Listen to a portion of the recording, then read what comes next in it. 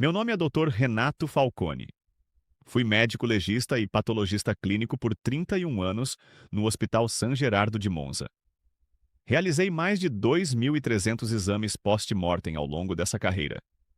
Assinei o atestado de óbito de Carlo Acutis na noite de 12 de outubro de 2006. E 2 anos depois, quando entrei naquele mesmo arquivo para buscar o prontuário e me preparei para o que seria uma consulta de rotina, o que vi me fez recuar 3 passos. O que estava diante de mim não correspondia a nenhum dos parâmetros que eu havia registrado com minha própria mão naquela noite. Não um, não dois, nenhum. E aquilo que Carlo me entregou antes de morrer. Um envelope lacrado que carrego há 18 anos dentro do bolso do meu jaleco reserva. Eu só abri em março de 2020, num corredor de UTI, enquanto o monitor cardíaco ao meu lado apitava o meu próprio nome no leito. O que estava escrito lá dentro citava esse corredor, esse hospital, e um nome que eu jamais tinha ouvido Carlo mencionar em vida. 18 anos calei. Esta noite conto tudo. Eu cheguei à medicina legal por eliminação. Tentei cirurgia cardíaca, não suportei as perdas na mesa. Tentei pediatria, durei 4 meses. A patologia me encontrou quando eu tinha 28 anos e percebi que conseguia trabalhar com a morte de um jeito que não conseguia trabalhar com o sofrimento vivo. Não era insensibilidade, era distância operacional. Eu precisava dela para funcionar. Quanto à fé, minha postura era simples. Respeito quem acredita, mas não acredito. Em casa, tinha uma Bíblia que minha mãe me dera que servia de apoio para o roteador de internet. Um detalhe que minha filha Sofia me cobrou uma vez e que me fez rir na época. No dia 11 de outubro de 2006, às 23 horas e 40 minutos, recebi chamado de urgência para a ala de hematologia pediátrica do San Gerardo. Um paciente de 15 anos internado 3 dias antes com leucemia mieloide aguda tipo MP3 em colapso multissistêmico. O prontuário dizia: Carlo Acutis, nascido em 3 de maio de 1991, em Londres. Peso: 52 quilos. Altura: 1,68 m. Temperatura corporal na admissão: 38,9 graus centígrados. Plaquetas em 5.000 por milímetro cúbico, quando o X-normal inferior é 150.000. Eu não conhecia o menino. Nunca o tinha atendido antes. Mas quando entrei no quarto 312, naquele corredor do quarto andar que cheirava a desinfetante e ar frio de outubro, alguma coisa mudou no ritmo do lugar. Não consigo descrever de outro modo.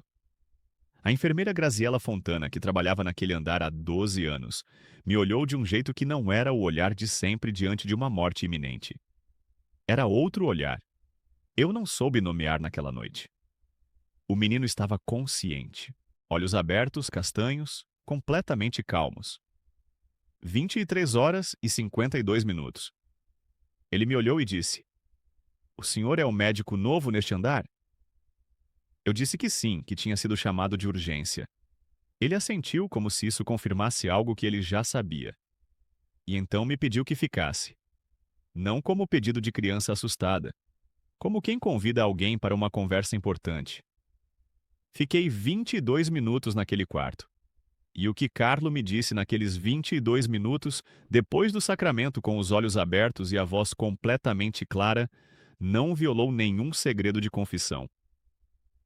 Me disse depois do sacramento, livre, com aquela calma que eu não consigo classificar em nenhuma das categorias que aprendi em 31 anos de medicina.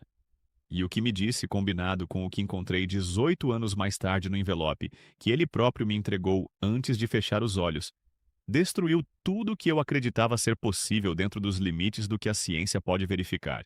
Caí de joelhos num corredor de hospital. Não naquela noite de outubro de 2006. Em outro hospital, 14 anos depois, exatamente onde Carlo me disse que aconteceria. Carlo morreu às 0 hora e 46 minutos do dia 12 de outubro de 2006. Eu assinei o atestado às 2 horas e 13 minutos. Registrei temperatura corporal: 36,2 graus centígrados. Medida na testa com termômetro infravermelho, Brown Thermoscan, modelo IRT E6520. Registrei rigidez cadavérica, ausente nos membros superiores, incipiente nos inferiores. Tudo dentro dos parâmetros esperados para 0 a 2 horas post-mortem. Arquivei o prontuário. Saí do hospital às 3h30 da manhã. Não pensei mais no assunto por 2 anos. Em dezembro de 2008, o Departamento de Patologia do San Gerardo recebeu uma solicitação formal da Diocese de Milão para a revisão do prontuário de Carlo Acutis. A Diocese estava iniciando um processo de investigação para a beatificação. Precisavam dos registros médicos completos, exames laboratoriais, laudos. Coube a mim localizar e organizar o dossiê porque eu era o médico de plantão que tinha assinado o óbito. Entrei no arquivo no dia 8 de dezembro de 2008 às 14h20. Puxei a pasta física, abri, comecei a revisar e parei na página 4. Na página 4 estava o registro de temperatura corporal que eu mesmo havia feito na madrugada de 12 de outubro de 2006. 36,2 graus centígrados. 2 horas e 13 minutos após o óbito certificado. Isso não era possível. 36,2 graus centígrados, 2 horas após a morte, corresponde à temperatura de um corpo vivo em repouso. O resfriamento post-mortem normal, calculado pela fórmula de Hensky, para um ambiente de 21 graus centígrados com as condições registradas naquele quarto, deveria ter produzido uma temperatura entre 34,8 e 35,4 graus centígrados naquele intervalo de tempo. Diferença de pelo menos 0,8 graus abaixo do que eu havia registrado. Pensei que tinha errado na medição. Pensei que o termômetro estava descalibrado. Pensei que tinha havido troca de página no arquivo. Fui verificar o registro do termômetro Brown IRT 65S20 número de série 44471B, que era o aparelho que eu usava naquela madrugada. O registro de calibração do aparelho daquela semana mostrava margem de erro de 0,1 grau centígrado. Não explicava a diferença. Fui atrás do registro de temperatura do quarto 312 naquela noite. O sistema de climatização do San Gerardo registra a temperatura ambiente a cada 30 minutos. Às 2 horas e 0 minutos do dia 12 de outubro de 2006, o quarto 312 estava a 20,6 graus centígrados. Rodei novamente o cálculo de Hensky com esse dado. A temperatura corporal esperada às 2 horas e 13 minutos post-mortem, com o ambiente a 20,6 graus, entre 34,6 e 35,2 graus centígrados. Ainda mais fria do que meu registro. Não havia explicação para 36,2. Chamei o Dr. Maurizio Trentini, chefe da patologia, sala ao lado. Ele veio, leu os números, ficou em silêncio por 45 segundos, que é muito tempo para um homem que eu nunca vi sem resposta pronta. Depois disse: "Você tem certeza de que esse é o prontuário certo?" Eu disse que sim. Ele disse: "Então, ou o aparelho estava com um defeito grave não documentado, ou você errou a medição, ou estamos diante de algo que não tenho como explicar." Pedimos ao engenheiro de manutenção a ficha técnica completa do termômetro 4471B. O aparelho havia sido testado em 7 de outubro de 2006, 5 dias antes da morte de Carlo, com resultado de calibração perfeita, desvio de 0,03 graus centígrados.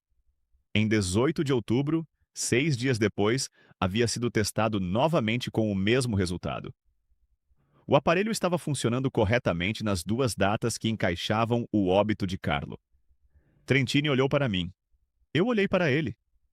Nenhum de nós disse nada por um tempo. Foi nesse momento que me lembrei do envelope. Na noite de 12 de outubro de 2006, antes de fechar os olhos, Carlo havia pedido à enfermeira Graziella que me entregasse algo.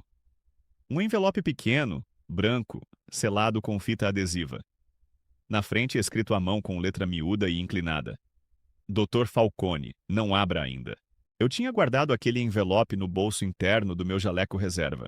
O jaleco que fico pendurado no armário e uso só em ocasiões formais. Não pensei muito nisso na época. Pensei que era alguma nota de agradecimento ou um bilhete religioso que famílias às vezes pedem para entregar ao médico. Esqueci. Agora, 2 anos depois, diante daquele registro de temperatura impossível, me lembrei do envelope. Não o abri. Alguma coisa me impediu. Carlo havia escrito "não abra ainda". E por algum motivo que não sei explicar racionalmente, eu respeitei aquilo como se fosse uma instrução médica. Voltei para casa naquela noite de dezembro de 2008. Fui ao armário. O jaleco estava lá, com um envelope no bolso interno, levemente amassado, mas intacto. Segurei-o por alguns minutos. Depois o coloquei de volta. Ainda não era hora, mas precisava entender o que tinha acontecido naquele quarto. Nos 3 meses seguintes, fiz o que um patologista faz quando não consegue explicar um dado. Documenta e investiga. Revisei todos os registros de temperatura do arquivo do San Gerardo, referentes a óbitos na ala pediátrica nos 2 anos anteriores. 112 casos. Em nenhum outro caso havia registro de temperatura corporal acima de 35 graus centígrados 2 horas após o óbito em condições comparáveis. A média era 34,3. Carlo estava 1,9 grau acima da média de 112 mortes. Escrevi um relatório técnico de 16 páginas que entreguei à Diocese de Milão como parte da documentação para o processo de beatificação. No relatório, documentei a anomalia sem tentar explicá-la. Escrevi: os dados registrados não encontram correspondência nos parâmetros esperados para as condições documentadas. Não foi identificada causa técnica ou humana para a discrepância. O Dr. Trentini assinou junto comigo. Era a primeira vez em 31 anos que eu assinava um documento médico admitindo que não tinha explicação para um dado. Mas o que descobri depois foi ainda mais inexplicável. Em fevereiro de 2009, a Diocese de Milão me convidou para uma reunião com o advogado da causa de beatificação e com 2 outros médicos que tinham tratado Carlo nas 3 semanas de internação. O Dr. Alessandro Moretti, hematologista que havia acompanhado Carlo desde a admissão, me mostrou os exames laboratoriais sequenciais da última semana de vida. No dia 10 de outubro, 2 dias antes da morte, os exames mostravam uma curva que Moretti havia visto poucas vezes em 30 anos de hematologia. As plaquetas não estavam simplesmente caindo, estavam colapsando de modo não linear. 5.000 por milímetro cúbico no dia 10. Na tarde do dia 11, quando foi feita a última coleta antes da morte, o valor registrado era 2.200 por milímetro cúbico, 90% abaixo do mínimo vital.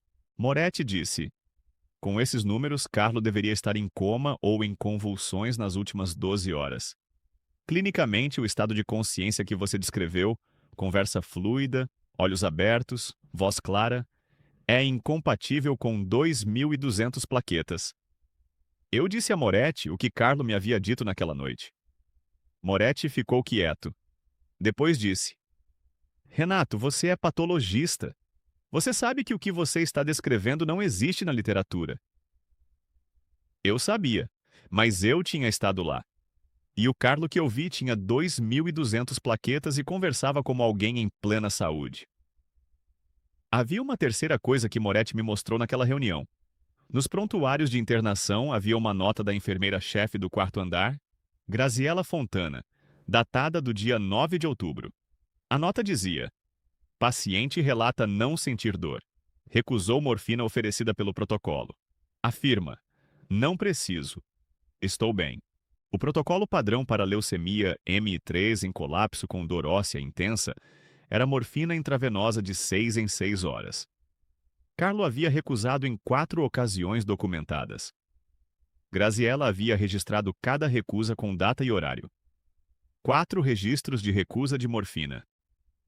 Paciente consciente, sem queixa de dor, com plaquetas incompatíveis com consciência. Levei esses 3 dados para o professor Giancarlo Battistini, do Instituto de Patologia Forense da Universidade de Pavia, que era a maior referência italiana em análise post-mortem de anomalias paraclínicas. Enviei o dossiê completo sem mencionar o nome do paciente. Pedi uma avaliação independente. Battistini me respondeu por escrito 23 dias depois, numa carta de 7 páginas. A conclusão era a seguinte: os 3 parâmetros analisados, temperatura post-mortem, estado de consciência com plaquetopenia severa e ausência de resposta à dor com leucemia M3 em estágio terminal, não apresentam, de forma isolada nem combinada, explicação dentro dos marcos da fisiopatologia conhecida. A probabilidade estatística de ocorrência simultânea dos 3, por causas naturais ou erro de registro, é inferior a 0,01%. Inferior a 0,01%. Trentini, quando leu a carta de Battistini, disse apenas: "Então é isso." Não perguntou o que era isso. Não precisou. Passei os meses seguintes fazendo o que nunca havia feito antes: pesquisar sobre Carlo Acutis fora do contexto médico. Fui à internet. Encontrei o site que Carlo havia criado antes de morrer, documentando mais de 160 milagres eucarísticos verificados ao longo da história da Igreja. Cada caso listado com data, local, documentação médica ou científica disponível. O menino de 15 anos havia catalogado 166 casos com o rigor de um pesquisador. Encontrei referências ao primeiro milagre reconhecido pela Igreja para a beatificação: a cura de Mateus, um menino brasileiro de Campo Grande, com pâncreas destruído por uma doença pancreática grave, curado em 2013 após os pais orarem diante de uma relíquia de Carlo. Os médicos que acompanhavam Mateus documentaram o desaparecimento completo da doença em exames de imagens sequenciais. Não havia cicatriz, não havia dano residual. O pâncreas estava, nas palavras do radiologista que assinou o laudo, como se a doença nunca tivesse existido.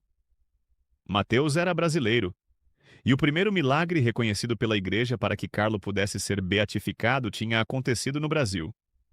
Isso me parou. Não sei por quê. Me parou. Depois encontrei Antônia Salzano, a mãe de Carlo. Encontrei numa entrevista gravada que circulava online. Ela dizia uma coisa que eu precisei ouvir 3 vezes para acreditar que estava ouvindo. Ela dizia que Carlo, alguns meses antes de morrer, havia dito a ela: "Mãe, quando eu morrer, o meu corpo vai ficar diferente, e alguém que não me conhecia vai perceber." Ela disse que não entendeu o que ele quis dizer na época. Pensou que era a fala de uma criança sobre o paraíso. Alguém que não me conhecia vai perceber. Eu não conhecia Carlo Acutis antes daquela noite de outubro. Naquele momento, sentado diante do computador no meu consultório, peguei o jaleco reserva que estava pendurado no armário atrás da porta. Coloquei a mão no bolso interno. O envelope ainda estava lá. Segurei, levei à testa. Não abri. Carlo havia escrito: "Não abra ainda." Mas eu estava começando a entender que aquele ainda tinha um prazo. Que aquilo seria aberto em algum momento que não era esse. Guardei de volta, fechei o armário. O que fiz depois surpreendeu a todos que me conheciam. Apresentei o dossiê completo: os 3 dados anômalos, a carta de Battistini, os registros de temperatura, os exames de Moretti, ao dicastério para as causas dos santos, em Roma, em setembro de 2010. Fui pessoalmente. Sentei numa sala com 2 teólogos e um médico perito do Vaticano.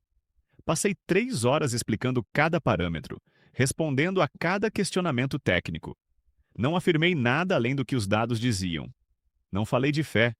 Falei de temperatura, de plaquetas, de morfina recusada, de probabilidade estatística. No final, o médico perito do Vaticano, Dr. Filippo Cássio, me olhou e disse: "Obrigado, Dr. Falcone. Você nos deu algo que raramente recebemos: um científico honesto sobre os limites da ciência." Voltei para Monza. Continuei trabalhando. Continuei sem abrir o envelope. Os anos passaram. Carlo entrou na liturgia da Igreja como beato em 2020, com a beatificação presidida pelo Papa Francisco em 10 de outubro. Exatamente 14 anos após a morte. Eu acompanhei pela televisão, no meu apartamento em Monza. Estava de jaleco. Havia chegado do hospital 1 hora antes. O jaleco reserva estava no armário, com um envelope, 14 anos. Então veio a pandemia. Em março de 2020, o Hospital San Gerardo estava em colapso. 60% dos leitos de UTI ocupados com pacientes de Covid-19 em falência respiratória. Eu havia sido convocado para apoio, não como patologista de campo, mas para coordenar laudos e prontuários, porque tínhamos médicos jovens sobrecarregados e precisávamos de alguém com experiência para organizar documentação crítica. Na madrugada de 19 de março de 2020, às 3h40 da manhã, eu estava no corredor do quarto andar. O mesmo quarto andar onde Carlo havia morrido 14 anos antes, quando senti uma dor no peito do lado esquerdo que irradiou para o braço. Reconheci imediatamente. Patologista reconhece infarto antes de qualquer outro médico porque passa anos vendo o que um infarto faz a um coração post-mortem. Chamei a enfermeira. 3 minutos depois estava num maca. Minha pressão, 178 por 112. ECG mostrou supradesnivelamento de ST em V3 e V4. Infarto agudo do miocárdio anterolateral. Me internaram no mesmo andar. Quarto 314. 2 quartos abaixo do 312, onde Carlo havia morrido. Passei a noite em monitorização. O cardiologista de plantão era o Dr. Rodrigo Cavalcante, um médico brasileiro que havia chegado ao San Gerardo 6 meses antes como pesquisador visitante. 38 anos de São Paulo. No dia seguinte, quando me estabilizei, ele entrou no quarto, verificou os dados do monitor, frequência cardíaca 62, pressão 132 por 86, saturação 96%, e disse: "O senhor teve sorte de estar no hospital quando aconteceu." Foi nesse momento que me lembrei do que Carlo me havia dito na noite de 12 de outubro de 2006. Na madrugada de 12 de outubro de 2006, Carlo Acutis me havia dito: "Com 2.200 plaquetas, com leucemia M3 em colapso, com os olhos abertos e a voz completamente clara. O seguinte: o senhor vai precisar de ajuda um dia. E vai estar neste hospital quando precisar. O médico que vai cuidar do senhor vai vir de longe. Vai ter um nome que parece de 2 países. Um nome que parece de 2 países. Rodrigo Cavalcante." Rodrigo. Nome espanhol e português. Cavalcante. Sobrenome italiano. Um nome que parecia de 2 países. Fiquei olhando para o Dr. Cavalcante por alguns segundos que ele deve ter interpretado como confusão pós-infarto. Depois disse: "Me desculpe, você pode esperar aqui um momento?" Pedi à enfermeira o meu jaleco. O jaleco reserva que eu havia pedido para a minha filha Sofia trazer quando me internaram, porque era o jaleco que eu sempre tinha comigo nas emergências. Sofia havia chegado às 6 da manhã e deixado o jaleco na cadeira ao lado da cama. Coloquei a mão no bolso interno. O envelope estava lá. 18 anos. O envelope tinha ficado comigo por 18 anos. Tinha sobrevivido a 2 endereços de apartamento, a 3 jalecos novos que eu usara e descartara, ao jaleco reserva que ficava sempre guardado. Tinha ido comigo a Roma em 2010. Tinha ficado parado num armário durante a beatificação em 2020. E agora estava aqui, no quarto 314 do San Gerardo, com o Dr. Rodrigo Cavalcante na minha frente. Abri. A fita adesiva estava seca e cedeu facilmente. Dentro havia uma folha dobrada em 3, de papel de caderno, com a letra miúda e inclinada de Carlo. Havia 3 linhas. A primeira linha dizia: "No quarto andar do San Gerardo em março." A segunda linha dizia: "O Dr. Rodrigo vai cuidar do senhor." A terceira linha dizia: "A Eucaristia é minha autoestrada para o céu. Use a estrada." Quarto andar. San Gerardo, março. Dr. Rodrigo. Todos os 4 elementos. Correspondência exata. Data: março de 2020. Local: quarto andar do San Gerardo. Nome: Dr. Rodrigo. Dobrei o papel. Minhas mãos não tremiam. Algo mais profundo do que o tremor aconteceu. Chorei. Pela primeira vez em décadas, chorei sem conseguir parar por vários minutos. O Dr. Cavalcante ficou parado na porta sem entender o que estava vendo. Depois se aproximou, sem dizer nada, e ficou ao lado da cama. Isso foi suficiente. Quando consegui falar, disse a ele: Você precisa saber de uma coisa. E contei tudo. Os 22 minutos no quarto 312. Os 18 anos com o envelope. O que estava escrito. Cavalcante leu o papel. Ficou em silêncio por um longo tempo. Depois disse em português com sotaque paulistano: Eu vim para o San Gerardo por acaso. Minha primeira escolha era Bolonha. A vaga aqui abriu de última hora, em setembro. Setembro de 2019. 6 meses antes do meu infarto. Não há como calcular a probabilidade de coincidência para 4 coordenadas simultâneas: mês, andar, hospital, nome, descritas por um menino de 15 anos que morria de leucemia, 18 anos antes do evento. Não existe fórmula para isso. Battistini havia calculado 0,01% para 3 dados anômalos num prontuário. Para 4 previsões verificadas em sequência, o número deixa de ter sentido estatístico. Recebi alta 10 dias depois, em 29 de março de 2020. Saí pelo mesmo corredor do quarto andar onde Carlo havia morrido.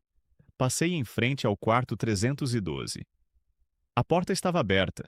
Havia um paciente de Covid dentro, sedado, com ventilação mecânica. Entrei por 2 segundos. Olhei para o quarto. Saí. Não precisei dizer nada. Nos anos seguintes, fiz o que Carlo havia indicado naquelas 3 linhas.